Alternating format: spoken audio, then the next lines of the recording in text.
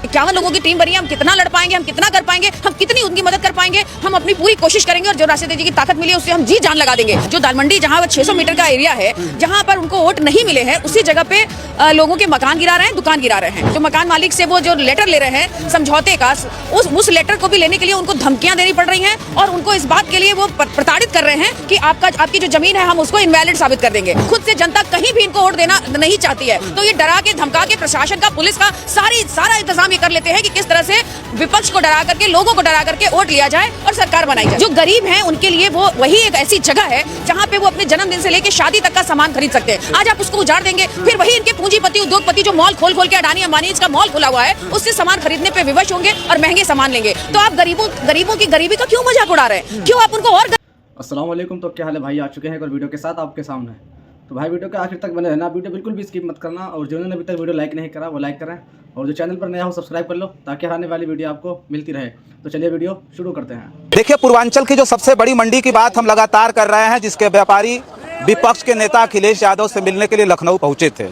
तो साफ हो जाता है कि जब परेशान लोग विपक्ष के नेताओं से मिलना शुरू कर देते हैं तो उनकी आस सत्ता पक्ष से खत्म हो जाती है, तब वो विपक्ष के पास आते हैं। अखिलेश यादव से तमाम व्यापारी मिले। व्यापारियों से अखिलेश यादव ने कम से कम 3 से 4 घंटे तक बातचीत की। बातचीत करने के बाद अब लोग बाहर निकले। हमारे साथ समाजवादी पार्टी महिला सभा की प्रदेश अध्यक्ष रिबू श्रीवास्तव जी हैं, जो लगातार महिलाओं के साथ साथ अब बड़े बड़े मामलों पर बिल्कुल मुखर हैं और पूरे उत्तर प्रदेश में घूम रहे। बनारस का ये जो मामला आया है, बनारस का कारोबार अब पूरी तरह से तबाही की तरफ है। ये सरकार कुछ सुनना नहीं चाहती, न कारोबारियों का सुनना चाहती है और ना ही किसी किसान, किसी मजलूम, किसी गरीब का। तो उस पर क्या हुआ, अखिलेश यादव से मुलाकात करने के बाद क्या लगा आप लोगों को? अखिलेश यादव से जिसे के संज्ञान में बहुत पहले से ये मामला चल रहा था। आज चूंकि वहाँ के व्यापारी खुद चल करके इनसे मिलने आए थे, तो उन्होंने आज पूरे बनारस के जो चुने हुए लोगों की मीटिंग की और सबको ये जिम्मेदारी सौंपी कि इनकी लड़ाई हम लोग बनारस स्तर पे लड़े और खुद को भी कहा कि वो हमेशा इनके साथ रहेंगे। ये सरकार पूरी तरह से, मतलब ये केवल वो जो कहते हैं कि ट्रैफिक ठीक करनी है और भीड़ को कम करना है, तो ऐसी तमाम जगह है। काशी में है, काशी तो गलियों के नाम से फेमस है, काशी की पहचान है उसकी गलियां।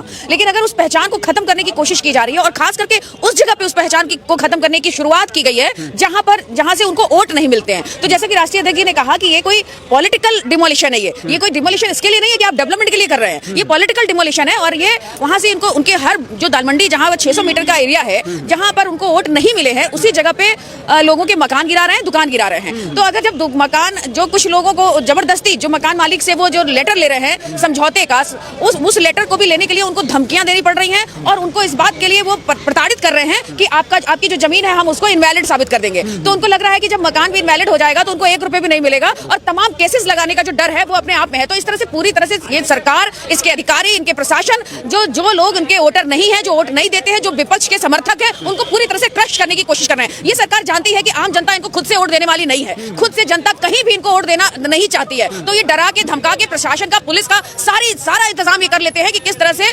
विपक्ष को डरा करके, लोगों को डरा करके वोट लिया जाए और सरकार बनाई जाए। राजनीति के लिए, वोट के लिए पूर्वांचल का जो सबसे बड़ा व्यापार उसको तबाह कर रहे हैं पूरी तरह से। आप देखिए, जिस तरह से लोगों ने कहा कि जिस गरीब के घर भी शादी होती थी, हम लोगों को याद है रजनीश जी, हम लोग छोटे थे, हम लोग 4 बहनें थे, तो कम पैसा पापा की सैलरी होती थी, तो कहते थे कि वहीं दाल मंडी चलेंगे और वहीं से होली में, दिवाली में हम लोग सामान खरीदेंगे। जो गरीब हैं उनके लिए वो वही एक ऐसी जगह है जहाँ पे वो अपने जन्मदिन से लेकर शादी तक का सामान खरीद सकते हैं। आज आप उसको उजाड़ देंगे, फिर वही इनके पूंजीपति उद्योगपति जो मॉल खोल के अडानी अंबानी का मॉल खुला हुआ है उससे सामान खरीदने पे विवश होंगे और महंगे सामान लेंगे। तो आप गरीबों की गरीबी का क्यों मजाक उड़ा रहे हैं, क्यों आप उनको और गरीब करने पर लगे हुए हैं? ये सब तरह के सवाल हैं जो जनता के मन में, दिमाग में, दिल में बसा हुआ है। जनता इनको कहीं से जिताने नहीं जा रही है, लेकिन ये इसी तरह की हरकतें कर करके ये जनता के अंदर डर पैदा करते हैं और अपनी जीत सुनिश्चित करते हैं। अच्छा, एक बात बताइए, आपको अगर हम आपकी बात करें, उत्तर प्रदेश में बड़ी बड़ी घटनाओं पर आप मुखर होकर के बोली, वहां पहुंची है, मौके पर पहुंच करके आपने देखा है नजदीक से जो दालमंडी की जो स्थिति है, जिससे वो हक और अधिकार की लड़ाई तो दूर है, लोग अब रोजी रोटी के लिए लड़ रहे हैं। ऐसी लड़ाई में अब समाजवादी पार्टी का अगला कदम क्या होने जा रहा है? उन्होंने अभी पता चला अखिलेश यादव जी ने 51 स्पेशल लोगों की टीम बनाई है।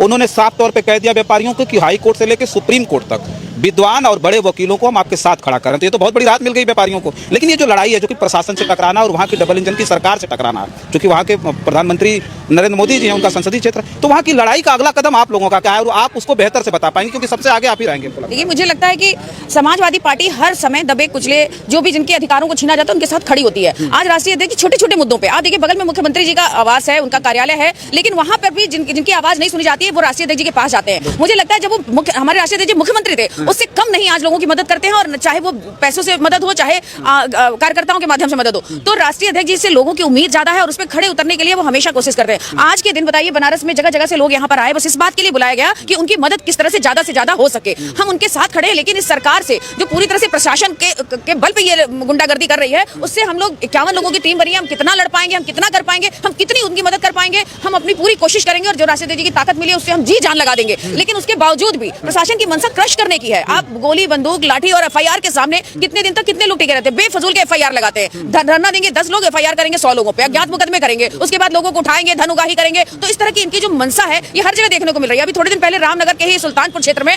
महिलाओं को घर में घुस के प्रशासन वाले, पीएससी वाले मारे, और उसके बाद जो 10-30 लोगों पे एफआईआर हुआ, बाकी 300 लोगों पे अज्ञात एफआईआर हुआ। धन वसूली का, उगाही का एक धंधा मिल जाता है इन सरकार को, प्रशासन के लोगों को। तो इस सरकार से, प्रशासन से हम जितना लड़ सकते हैं लड़ेंगे। वो मोदी जी का संसदीय क्षेत्र है, वहीं से मोदी जी जीते और इस देश को एकदम कंगाल बना के रख दिया है। बनारस की जनता तो बहुत त्राही है, बहुत परेशान है, और बनारस के लोग ही अभी पिछले जो संसदीय इलेक्शन हुए थे, मोदी जी को भी समझ में आ गया होगा कि उनकी नीतियां क्या हैं और लोग उनको कितना पसंद करते हैं। उसके बावजूद भी जो ये कर रहे हैं, ऐसे गलियां बहुत सारी हैं जिसको चौड़ीकरण कर सकते हैं, जिससे इतने लोगों के रोजगार नहीं खत्म होंगे, इतने गरीबों के घर नहीं उजड़ेंगे, कितने लोगों की शादियां पड़ी हुई हैं और उनके घर पे बुलडोजर चल रहा है। कैसे समझेंगे ये बिना परिवार वाले लोग, कैसे समझेंगे परिवार की बात?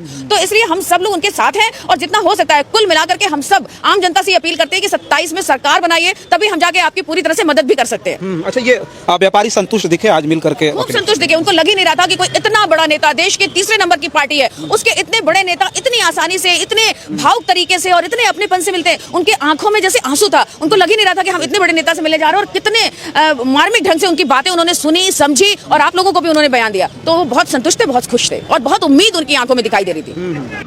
तो भाई उम्मीद है कि वीडियो आपको पसंद आई होगी। तो जिसने अभी तक लाइक नहीं करा वो लाइक करें, और जो चैनल पर नया हो वो सब्सक्राइब कर लो, ताकि हर आने वाली वीडियो आपको मिलती रहे। और वीडियो को शेयर करना मत भूलना। तो भाई फिर मिलते हैं कोई नेक्स्ट वीडियो में। फिलहाल के लिए खुदा हाफिज़।